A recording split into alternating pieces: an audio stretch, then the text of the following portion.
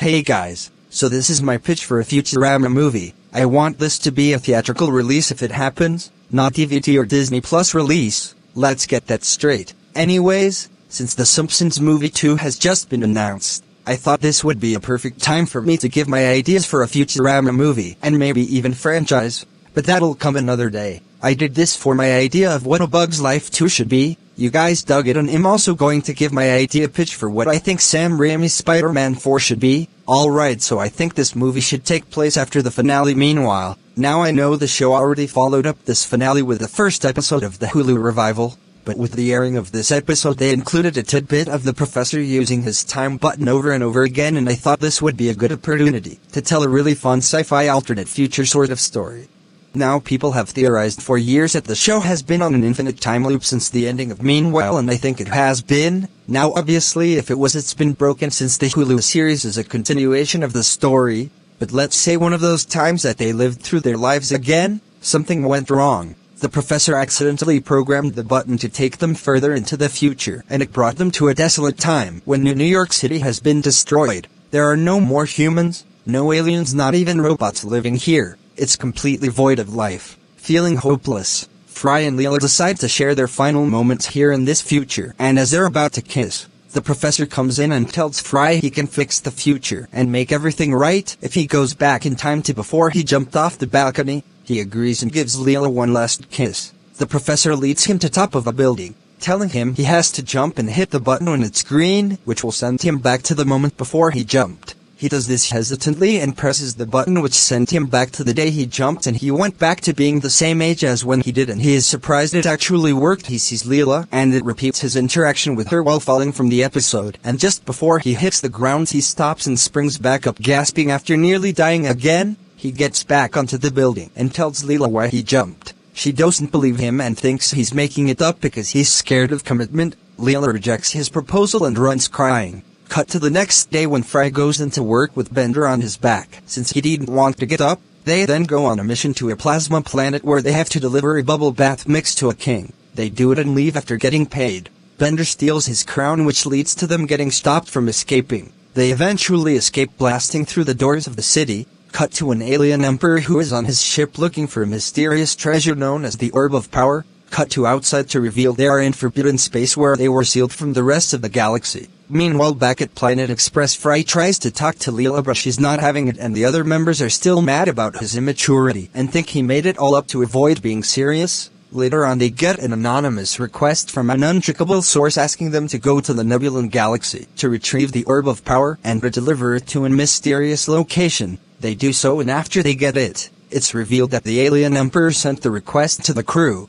He's been planning to use the Orb of Power to crush the Earth in his palm, destroying it forever. The crew is about to go to the location, but then Lure comes in and tells them not to deliver it. He reveals that the mysterious location is actually forbidden space, and the government put a dangerous experiment gone wrong on a forbidden planet past that border, a project that was supposed to be revolutionary, giving humans the powers of animals, and aliens accidentally went wrong and created a monstrous alien hybrid, part human, part spider, part chameleon, part a Micronian. The reason Lure knows about this experiment is because he was part of it, and of course that experiment is the alien emperor who created an entire army and a kingdom with his spider parts, and the world would be in danger if he were to get free. Fry then thinks that is probably the cause of the terrible future he saw deep down, and maybe him freezing time was for a reason, to see what would happen in the future so he could stop it. The emperor gets impatient, so he uses his lizard ability to turk one of the guards on the border, thinking they trapped an attractive human in there.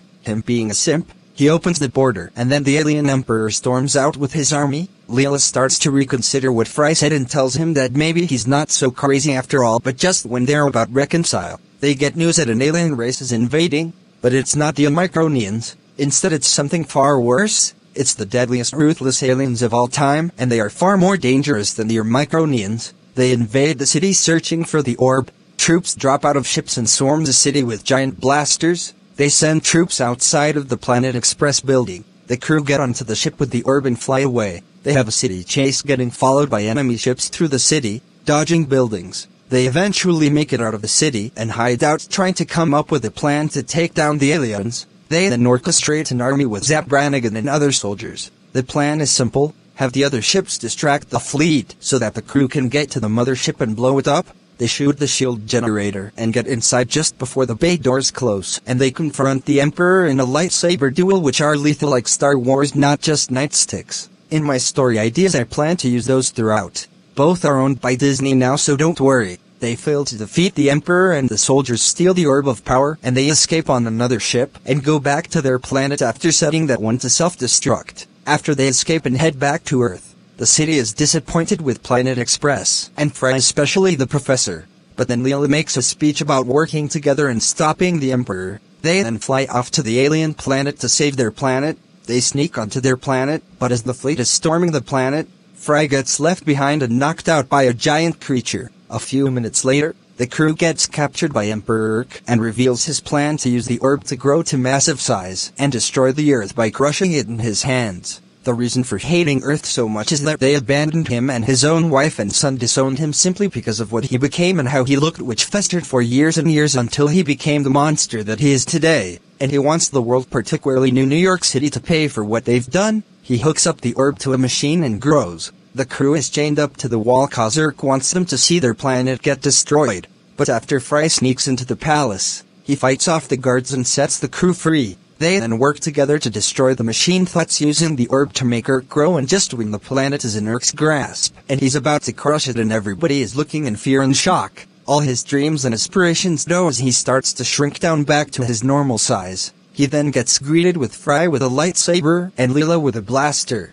Fry beheads him and the orb falls through to the core of the planet. The planet then starts to shake and starts to fall apart. The planet is about to explode. The crew gets on the ship and flies toward to the exit. However, the wind blows one of the engines out, causing it to slow down. The professor then panics, saying, "We'll never clear the planet's explosion in time." Fry then goes onto the back of the ship with a lighter and lights the engines back up and gets back inside, and just when the planet's about to explode, they super speed out of there as the planet comes apart and blows up. They all cheer and celebrate and fly back to Earth where the city is waiting for them cheering. They then land their ship and get applauded for especially Fry. With the day saved, the movie ends.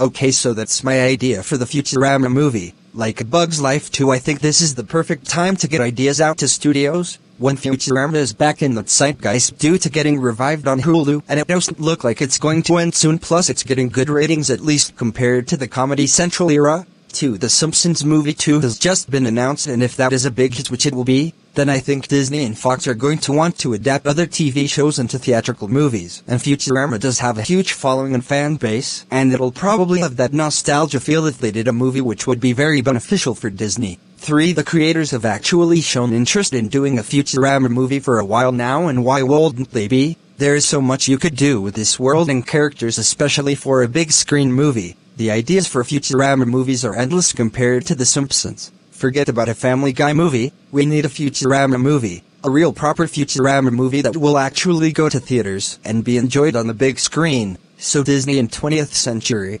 please consider my idea if The Simpsons Movie 2 is a success. Anyways guys, what do you think? Let me know down in the comments, and I'll see you guys later.